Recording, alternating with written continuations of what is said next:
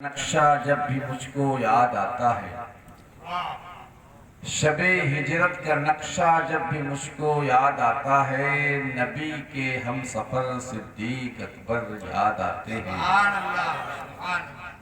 اور کبھی ایوان باطل میں جو ہلچل ہونے لگتی ہے، کبھی ایوان باطل میں جو ہلچل ہونے لگتی ہے، عمر فاروق کے اس وقت تیور یاد آتے ہیں۔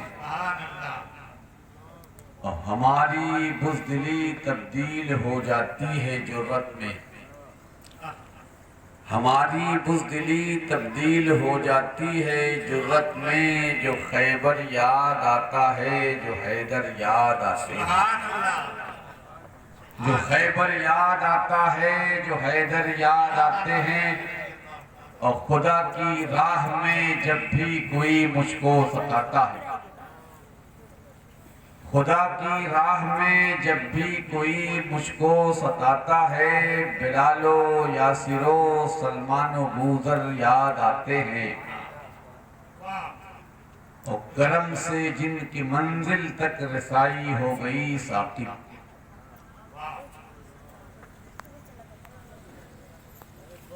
مقتے کا شعر ہے، کرم سے جن کی منزل تک رسائی ہو گئی ثاقب، مجھے راہ صداقت کے اور رہبر یاد آتے ہیں۔ اور حال میرا کچھ بھی ہو لیکن یہ ہے میرا عقیدہ، حال میرا کچھ بھی ہو لیکن یہ ہے میرا عقیدہ، بخشوائے گی مجھے تیری محبت یا حسین۔ اور پہلے یزید ایک تھا، لاکھوں ہیں اب یزید، پہلے یزید ایک تھا، لاکھوں ہیں اب یزید، دنیا کو پھر ہے تیری ضرورت یا حسین۔ اور نوکے سنا ہو بام فلک ہو کہ دار ہو، نوکے سنا ہو بام فلک ہو کہ دار ہو، جو سب سے سر بلند ہے وہ سر علی کا ہے۔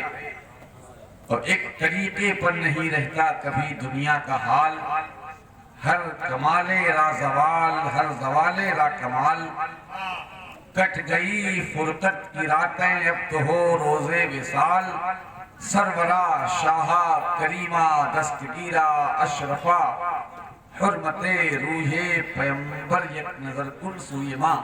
پھر سے درود پاک پڑھ لیجئے، اللہم صلی علی سیدنا مولانا محمد وآلہ وسلم، صلاۃ و سلام علیک یا رسول اللہ صلی اللہ علیہ وسلم۔ محترم حضرات، آج کا یہ میلاد النبی کا پروگرام جس میں ہم اور آپ شرکت کی سعادت حاصل کر رہے ہیں، جب یہ پروگرام شروع ہوا تو بڑی دل جمعی اور دلچسپی کے ساتھ لوگ سماعت کر رہے تھے، لیکن میں یہ دیکھ رہا ہوں کہ آہستہ آہستہ ایک ایک کر کے لوگ کھسک رہے ہیں، آہستہ آہستہ یہ مجمع جو ہے بھارت کا نقشہ بنتا جا رہا ہے۔ اور ابھی آپ نے دیکھا کہ شیخ طریقت اس علاقے کی کیا بلکہ پورے ہندوستان کی ایک بڑی مشہور اور بڑی متنازع شخصیت شیخ طریقت، بلکہ یہ کہیے کہ پیروں کے پیر ہیں وہ، اتنے خلفاء انہوں نے بنایا کہ کئی ہزار، بلکہ ان کے مریدین تو کہتے ہیں کہ ہمارے حضرت کے لاکھوں مرید ہیں۔ اور حضرت نے ایسی نصیحت آمیز باتیں کی، زیادہ فوکس ان کا جو ہے وہ تعلیم پر رہا۔ اور ابھی مجھ سے قبل خطیب نوجوان حضرت مولانا سنجر صاحب نے تو اصل موضوع پر وقت کی نبازی کرتے ہوئے بڑی ہی فصیح و بلیغ تقریر فرمائی۔ قریب ساری باتیں آ چکی ہیں، میں بھی زیادہ وقت نہیں لوں گا، 10 یا 12 منٹ کا ٹائم مولانا نیاز صاحب نے دیا ہے۔ مولانا نیاز صاحب میرے دوستوں میں سے ہیں، ہمارے کرم فرما ہیں، اور جہاں تک ان کا تعلق ہے کہ میں نے اپنی زندگی میں ایسا اعتدال پسند عالم دین نہیں دیکھا۔ ان کے بارے میں صرف اتنا کہنا چاہوں گا کہ دیکھا نہیں کسی کو حقارت سے آج تک، دیکھا نہیں کسی کو حقارت سے آج تک، مجھ سے میری نگاہ کی قیمت نہ پوچھئے، اور ہزاروں سال نرگس اپنے بے نوری پہ روتی ہے، بڑی مشکل سے ہوتا ہے چمن میں دیدور پیدا۔ میں کسی تمہید کے میں نے جو آیت پاک پڑھی ہے اسی پر تھوڑی سی گفتگو کرنا چاہوں گا، اور میرا ایک مزاج ہے کہ میں زبردستی تقریر سنانے کا بھی عادی نہیں ہوں، اور آج کے جدید خطبہ اور شعراء کا حال یہ ہے کہ وہ ہاضمہ دیکھتے نہیں، ہاضمے کا خیال کرتے ہوئے اپنی بات رکھنی چاہیے، مگر حالات ایسے بن گئے ہیں، کچھ تو مجبوریاں رہی ہوں گی، آدمی یوں ہی بے وفا نہیں ہوتا۔ تو آپ دیکھتے ہیں میں زبردستی تقریر نہیں سناؤں گا، 10 منٹ کا ٹائم مجھے ملا ہے، میں بڑی تیزی کے ساتھ اپنی بات رکھوں گا۔ اللہ رب العزت اپنی کتاب حکمت میں ارشاد فرما رہا ہے، یا ایھا الذین آمنوا هل ادلکم علی تجارۃ تنجیکم من عذاب علیم تؤمنون باللہ ورسولہ وتجاہدون فی سبیل اللہ باموالکم وانفسکم ذالکم خیر لکم ان کنتم تعلمون۔ اللہ فرما رہا ہے کہ اے ایمان والو، کیا میں تمہیں آگاہ کروں ایسی تجارت سے جو بچا لے تمہیں دردناک عذاب سے۔ وہ تجارت کیا ہے؟ تم سچے دل سے اللہ پر، اس کے رسول پر ایمان لاؤ، اور اللہ کی راہ میں جد و جہد کرتے رہو، اپنی جانوں سے بھی اور اپنے مالوں سے بھی، یہی طریقہ تمہارے لیے بہتر ہے۔ سبحان اللہ، کیا کہیں، بے شک حق ہے۔ حضرت گرامی، اس آیت پاک میں اللہ فرما رہا ہے، کیا میں تمہیں آگاہ کروں ایسی تجارت سے جو بچا لے تمہیں دردناک عذاب سے۔ وہ تجارت کیا ہے؟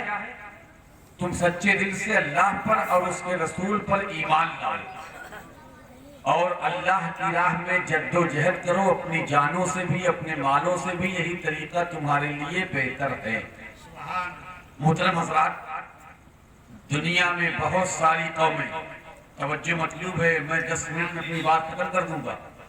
دنیا میں بہت ساری قومیں آباد ہیں، یہودی، عیسائی، مشرکین، مسلمین۔ ہر قوم، ہر مذہب کے لوگ تجارت کرتے ہوں گے، اور ممکن ہے کہ آپ میں سے بھی بعض لوگ تجارت کرتے ہوں گے۔ تجارت میں رحمت بھی ہے، برکت بھی ہے، سنت بھی ہے۔ آج کا مسلمان تجارت نہیں کرتا۔ آپ جانتے ہیں تجارت یہ انبیاء کرام اور ائمہ اہل بیت اطہار صحابہ کی سنت ہے۔ تجارت چھوٹی ہو یا بڑی ہو، اس میں رحمت بھی ہے، برکت بھی۔ مسلمان غلامی کو ترجیح دے رہا ہے، تاجر بالکل آزاد ہوتا ہے، تجارت بھی ایک عبادت ہے۔ آج تجارت میں پسماندگی اور پچھڑے پن کی وجہ سے آج مسلمانوں کی حالت مالی اعتبار سے اتنی کمزور ہو گئی ہے، اتنی کمزور ہو رہی ہے کہ غربت کی وجہ سے لوگ مرتد بھی ہو رہے ہیں۔ اللہ کے نبی نے فرمایا کہ آخری وقت میں دین کی خدمت مال سے ہوگی، فقر و فاقہ انسان کو کفر تک لے جاتا ہے۔ حضرت امام غزالی فرماتے ہیں، جس طریقے سے پانی پر کشتی چلتی ہے اسی طریقے سے مال سے زندگی کی گاڑی چلتی ہے، مگر اس کا صحیح استعمال ہے۔ تو آج کا مسلمان جو ہے وہ تجارت میں بہت پیچھے ہے۔ ممکن ہے کہ آپ میں سے بعض لوگ تجارت کرتے ہوں گے۔ تجارت کرنا چاہیے، اس لیے کہ بازار ہے مصطفیٰ اور خریدار ہے خدا۔ سبحان اللہ۔ تو تجارت میں نفع بھی ہوتا ہے اور نقصان بھی ہوتا ہے، اور بعض دفعہ تو سرمایہ دار کا سرمایہ تک برباد ہو جاتا ہے۔ یہ بہادر لوگ تو میدان میں ہی آتے ہیں، سامنے آئیے، اس لیے کہ آپ نہ شگفتہ کریے، آپ کا نام تکلم اور آپ کی علمی ثقافت سے میں خود بھی محروم ہو گیا۔ درود پاک پڑھ لیجیے، اللہم صلی علی سیدنا مولانا صلی اللہ علیہ وسلم۔ تو میں یہ عرض کر رہا تھا کہ تجارت میں نفع بھی ہوتا ہے اور نقصان بھی، بعض دفعہ سرمایہ دار کا سرمایہ تک برباد ہو جاتا ہے۔ اگر تجارت میں کسی تاجر کا نفع ہوگا تو یہی ہوگا کہ دولت کی فراوانی ہوگی، اور جب دولت کی فراوانی ہوگی تو دنیاوی عیش و آرام کے تمام ظاہری اسباب مہیا ہو جائیں گے۔ یہ ہے دنیاوی تجارت کا حال۔ مگر ایک تجارت وہ بھی ہے جس کا حکم اللہ رب العزت کی آیت پاک میں دے رہا ہے، اور اس تجارت میں حصہ لینے کی ترغیب یعنی رغبت بھی دلا رہا ہے، اور اس تجارت کی خاص بات یہ ہے کہ اس میں نفع ہی نفع ہے، نقصان کا ذرا بھی اندیشہ تک نہیں ہے۔ دنیاوی تجارت جو ہوتی ہے اس کا نفع وقتی ہوتا ہے، عارضی ہوتا ہے، فانی ہوتا ہے، 10 20 50 سال کے لیے ہوتا ہے، مگر جس تجارت کا حکم آیت مذکور میں ہو رہا ہے اس کا نفع وقتی نہیں ہے، عارضی نہیں ہے، فانی نہیں ہے، بلکہ دائمی بھی ہے اور ابدی بھی ہے۔ اور اس کا تاجر کس کا تاجر؟